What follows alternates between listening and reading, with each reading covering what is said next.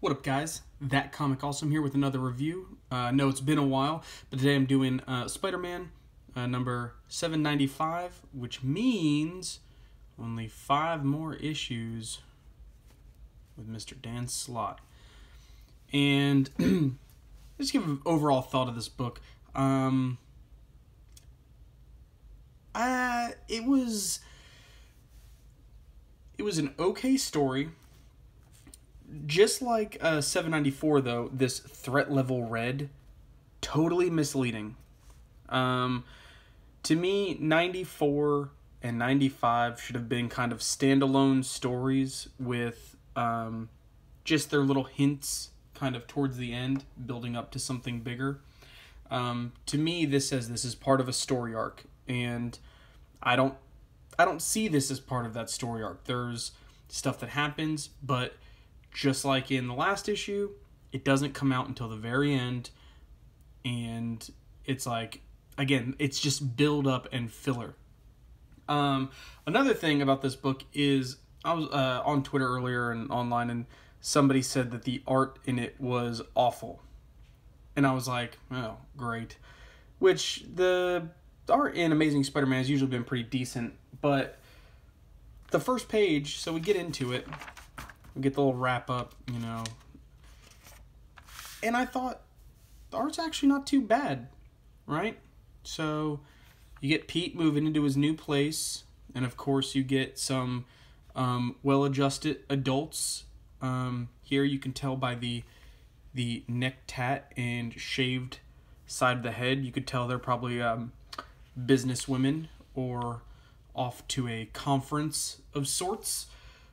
So he's moving into his new place, and again, I really liked this look.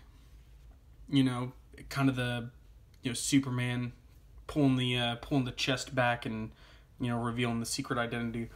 So he's got to get to work. So he's like, I don't have any money for the train. You know, I guess I've got to swing to work. And there's a little neat little joke about webware and how crappy it is, and getting an Alchemax A-droid. This is another neat little thing again. So I heard the art was bad. So far, as I'm reading this, I'm thinking to myself, I disagree. At this very moment, I disagree. That does change. But I like this look. I like kind of the vest, because they never really show Spidey like in different seasons. Especially, you know, in the wintertime, so it's obviously the winter in New York. It's freezing.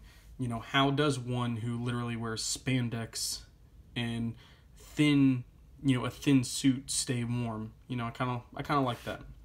So obviously then he's being watched, you know, by someone. Gee, I wonder who he's being watched by.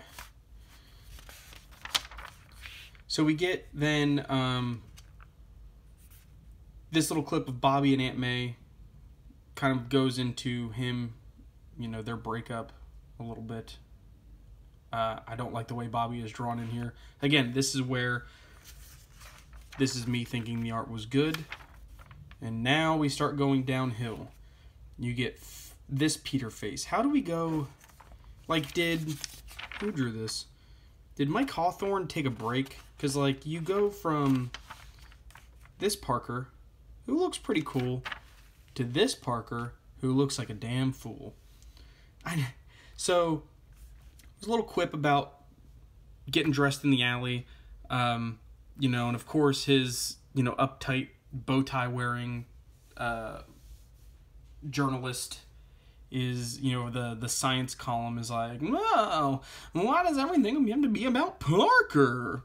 You know, and he's like, I guess somebody's been spamming all of their all their emails with tips about Parker Industries, you know, and Peter says, hey, whatever it is, I'll find a solution. And then, of course, Raven comes in, and he's like, I'm not sure a carrier pigeon is going to do it. Again, who instantly associates these two things, you know? Again, just, there is a really great story in here, and the dialogue and the art ruin it. Just completely ruin it. So obviously he sees he gets a magical message from a raven. Looks like it has the Sorcerer Supreme logo on it. So he says, I have to go see Doctor Strange. Well, Doctor Strange apparently has been replaced by Loki as Sorcerer Supreme. And this is where the art really started turning for me. So, what is this hair? Like, Loki's always had, like, long, flowy hair.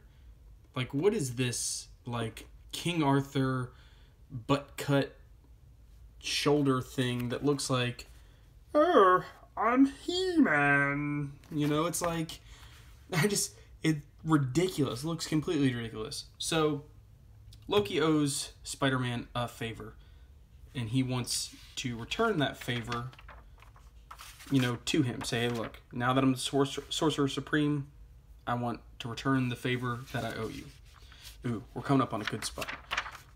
Then, again, this is where the art continues to go downhill. So then May and Bobby are having lunch, and Bobby turns into a 40-year-old smoker, and then an anime doll in like 2 panels.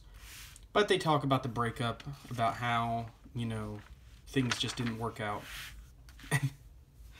So Spider-Man's having trouble wrapping his head around Loki being the Sorcerer Supreme. And he says, you know, I see you're looking at me. You know everyone does that. As if you're waiting for a betrayal, secret agenda, something evil. Nah, guys who hang portraits of themselves are just big old teddy bears. Big old... One, I had to look at this and really think this was a portrait of Loki. Like, it looks like a bunny rabbit. I mean, come on, get some background art in there. That's... just so awful. So then Loki offers to turn back time.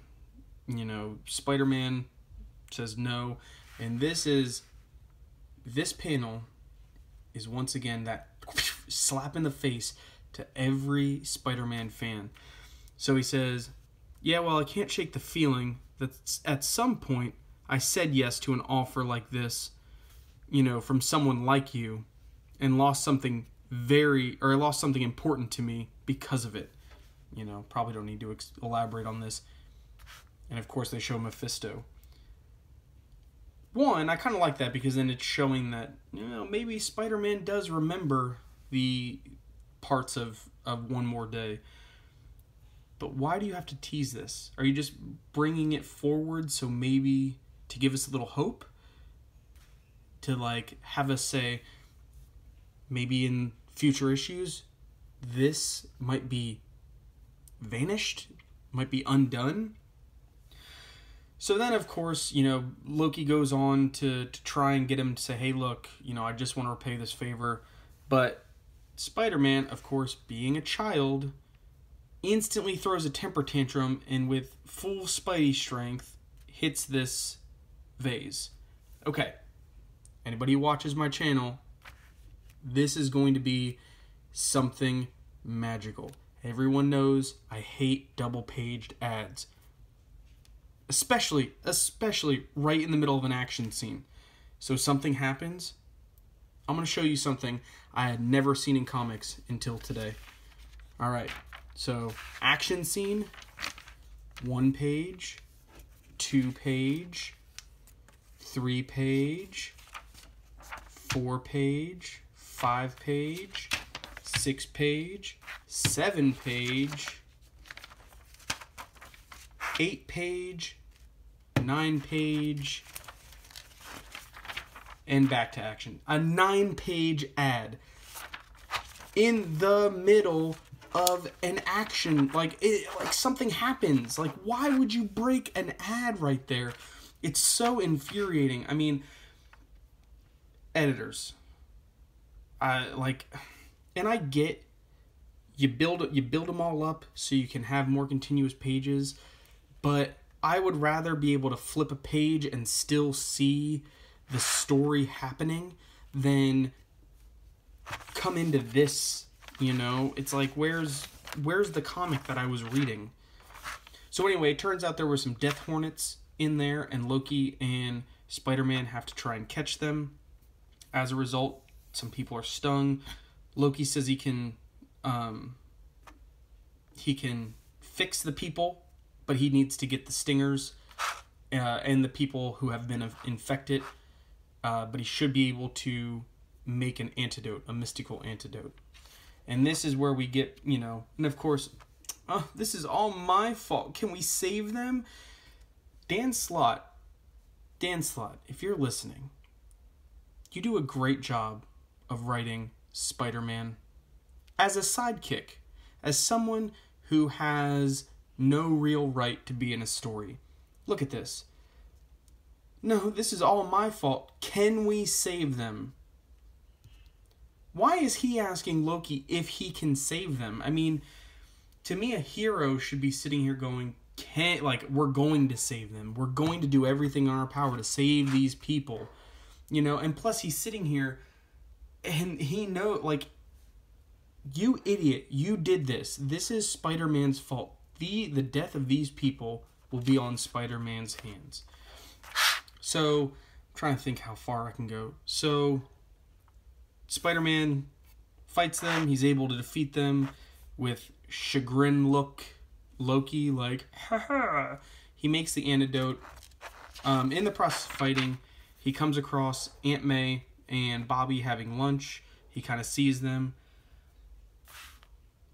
But afterwards, Loki says, look, this guy died. This one guy. And he said, look, for these fire hornets to only kill one person, that's pretty good. It's a good loss.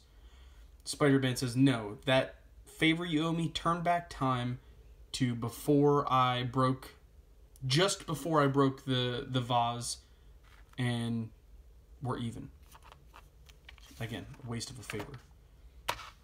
So he does, they do. It turns out that Loki kind of placed it there because he didn't want to be under, he saw Spider-Man owing Spider-Man a favor, kind of being under his thumb, and he couldn't have that, so he kind of wanted him to waste the favor anyway. So he does. And then, of course, Spider-Man goes and has lunch with Bobby, and he says, you know, use whatever knowledge you have of that day, or of the time that we went back to go do whatever you want. And so he goes and meets them for lunch, which doesn't make any sense because Aunt May had called him several times. So if he would have just been a decent person and picked up his phone, he would have known that they were going to have lunch. This is misleading. The art's awful. Spider-Man's dialogue continues to be awful. He plays second fiddle to a villain in this one. I mean, if you want a really good Spider-Man story, go read Spectacular Spider-Man. Spider-Man's front and center. He's a hero. He acts like one. Not, I'm a chump. I make huge mistakes that kill people and then have to, you know, pretty much barter with the devil to fix it. You know, that's how we got in this mess to begin with.